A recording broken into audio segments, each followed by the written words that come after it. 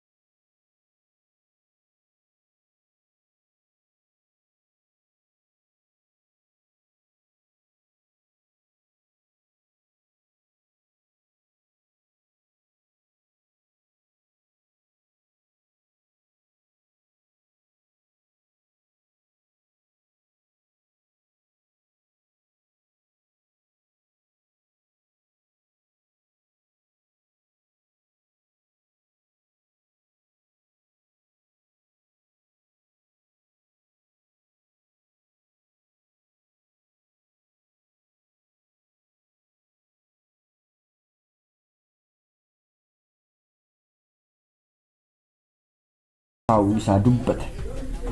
Dhaloonni ergaa walaloo fi yeedaloowwan Haacaaluu irraa maal barata? Sirboota Haacaaluu irraa dhaloonni ammaa kun waan baay'ee barata. Sirboonni Haacaaluu jechoota ciccimoon kan ijaaramanii fi ergaawwan ciccimoon immoo kan hidhamanidha. Tokkoon tokkoon jechoota isaa yoo ilaalle dhaloota kan ijaarudha malee kan diigu miti.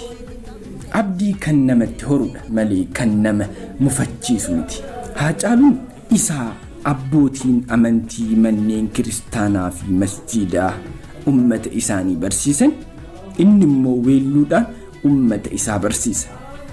Namni cal'uma jedhee ergaawwan walaloo sirboota Haacaaluu dubbise dhugaa ummata keessa jiru hubata.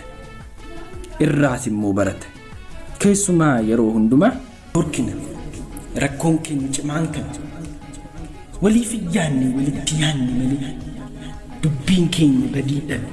Maali dhugaansaa maali naan galle waansaa walii keenya wal hubee fagaannee galman geenye xinnaannee suqan teenya waliif haasaaqnu karaa lammii koo wal mararaa cabsuuf wal gaanna hunduu keenya dubbiif hin tolu.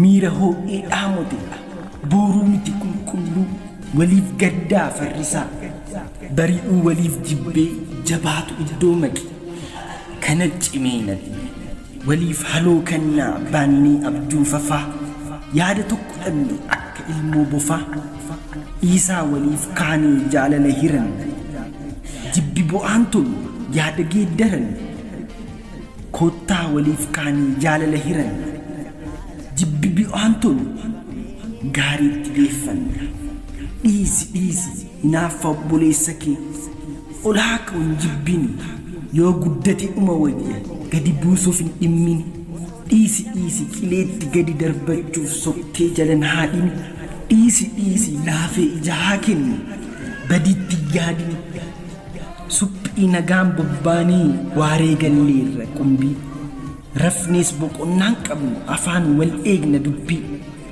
wareegama jaalalaaf facaafu hamni nyaanni wal faana joorra abjuun gumaata sobaa baanne qooda qocaaf jedhe allaattiin hin nyaattu keetu kan kee ta'a ammamillee kaattu tola waliif dinnee maaliif wal gaanna kiyyoon asirratti hafne mul'ata ittuu dhiyoo yoo wal kuffisuuf qabnu yoo kan kufes dhiitamu cal'isuu natti hin tolu yoo haminni hiixatu yoo qajeelaan rakkatu cal'isuu natti cimu yoo biqilli coolagu yoo lafatti hafuu dabu yoo sabni gurra qabu yoo dhugaan miilla dhabu xinnaa guddaan walitti hammaate yommuu wal utubuu didu ilma namaaf maalinni laata bu'aan wal kuffisuu fidu.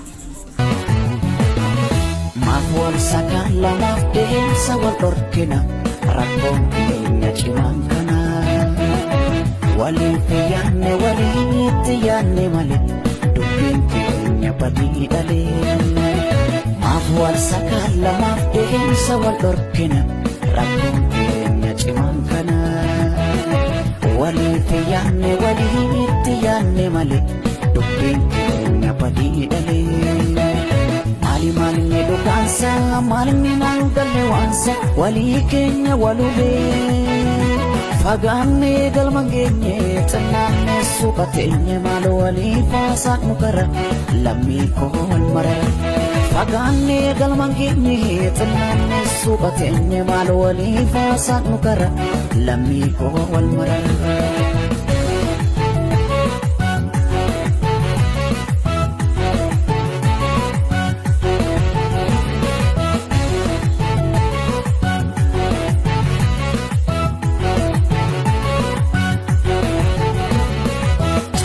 Walgaanna hunduu keenya dubbii kan tolu miira hoo eddaamute boroobbite qulqulluu waliif gadda farrisa bari'uu waliif jibbine jabaadhutu doomaqe kana cimee na dhibee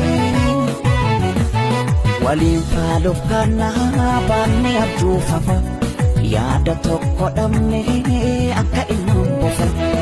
Isa waliif kaane jaalala dheerana jibbi bu'aan tolu yaada deeggarana koota waliif kaane jaalala dheerana jibbi bu'aan tolu gaariitti deemana.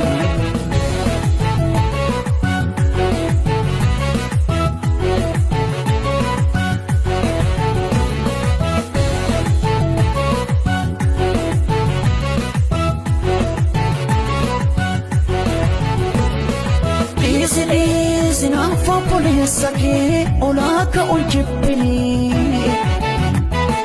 dhiisi yoo guddate ma wayyaa gad buusuuf hin himini dhiisi ineetti gad darbachuuf soqii jala naadini dhiisi latee ijaa kennuu badiitti yaadani. Sinaafa poleessa kee olaaka ol jibbini dhiisi yoo guddate ma wayyaa gad buusuuf hin himini dhiisi ineetti gad darbachuuf soqii jala naadini dhiisi latee ijaa kennuu badiitti yaadani. Maaf wal sakala maaf deemsa wal dhorkina rakkoon keenya cimaan kana waliif walitti yaanne malee dubbiin keenya badii dhalee. Maaf wal sakala maaf deemsa wal dhorkina rakkoon keenya cimaan kana waliif walitti yaanne malee dubbiin keenya badii dhalee. Malinni dhugaansa malinni nangalle waansa walii keenya walubee fagaannee galman geenye xinnaanne suuqa teenye maal walii faasaaq nu kara lammii koo wal marara fagaannee galman geenye xinnaanne suuqa teenye maal walii faasaaq nu kara lammii koo wal marara.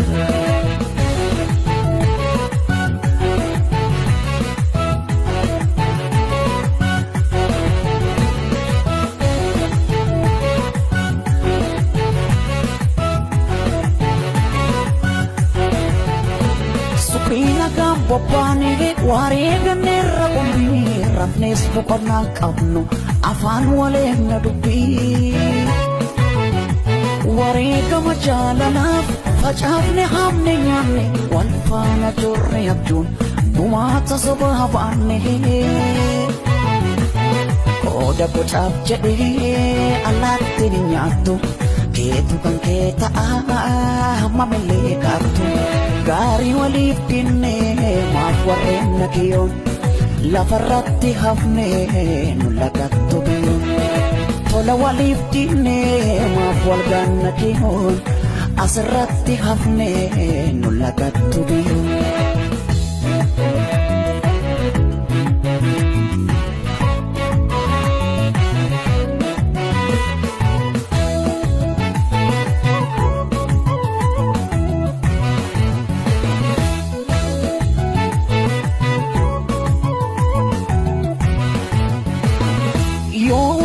Sugamu yo kan pofesitamu chale sonna tejene yo hamni hitatu yo ajela rakatu chale sonna tejene yo pikilli chollagu yo lakati hafudagu chale sonna tejene yo somne borra qabu yo ugan waa'ee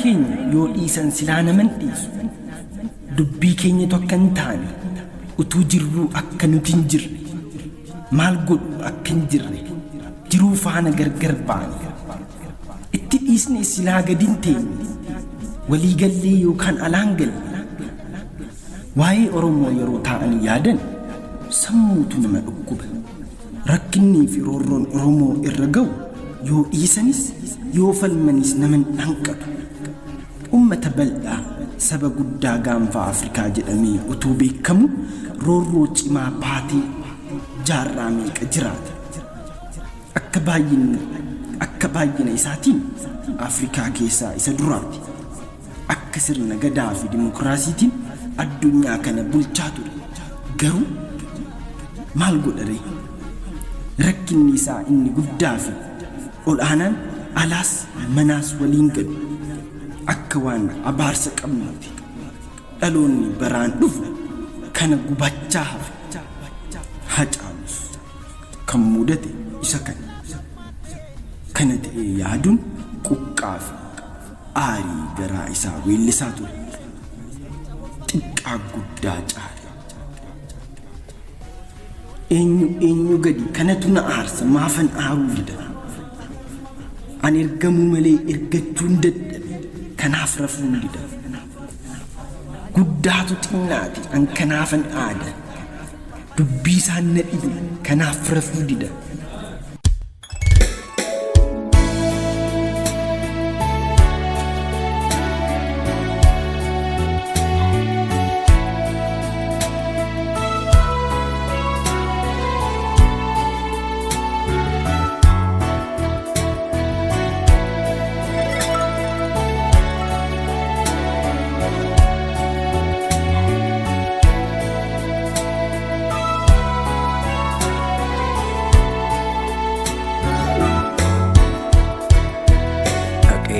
Cinaachiko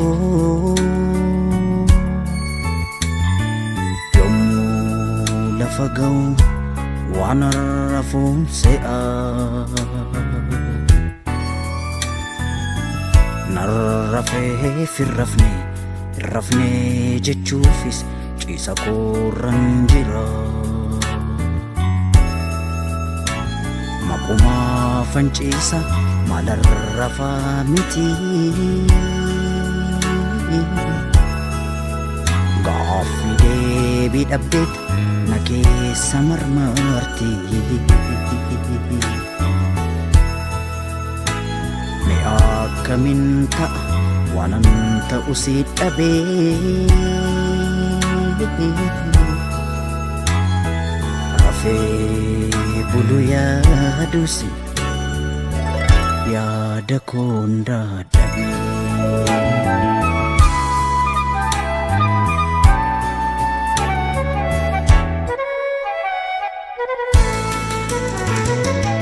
eenyu gadi kanatu na aarsa maafan aaruu dida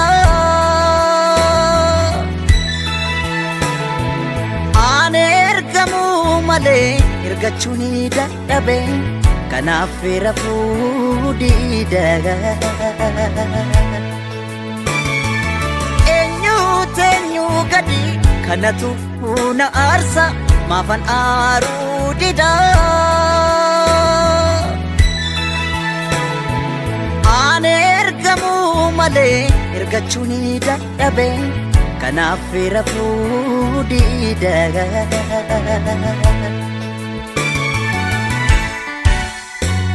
garaan koo rakkattee rakkina faarsitii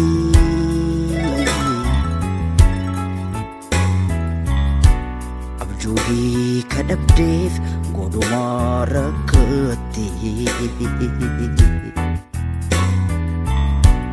egaa amma yoomiitti gadadoo ni jiraatti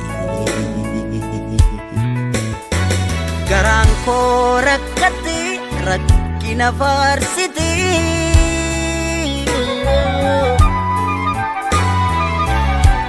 abjuuhii kadhabdeef godhumaa rakkatti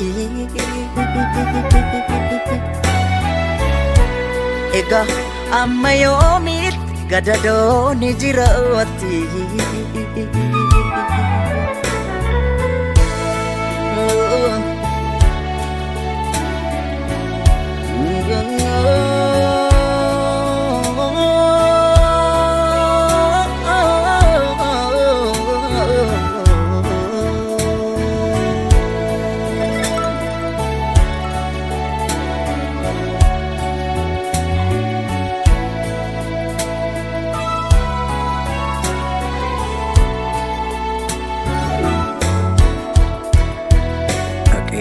cinaachi koo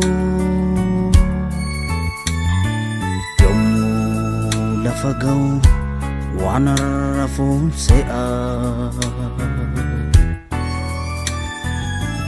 narrafeef hin rafne jechuufis ciisa koorran jira maqumaa fanciisa maalarrafaa miti gaaffii deebii dhabdeet na keessa marmarti mee akkamiin ta'a waanan ta'u si dhabee rafee bulu yaadusi yaada koon dadhabee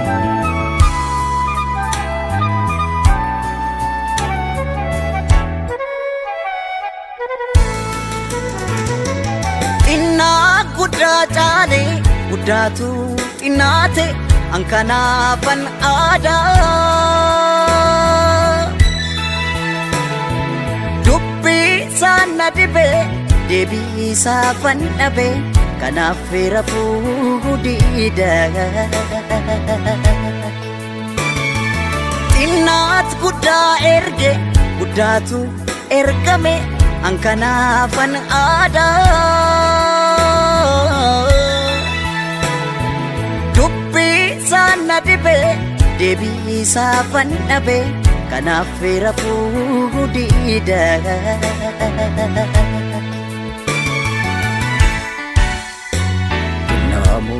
abarsa wanta naaf hin galle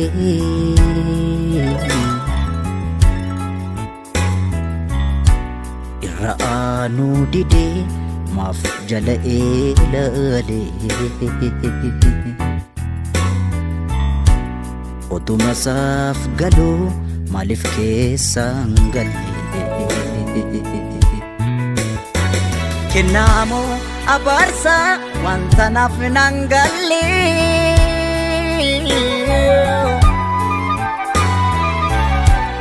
irra aanuu didee maaf jala eelale otuma saaf galuu maaliif keessaan galee.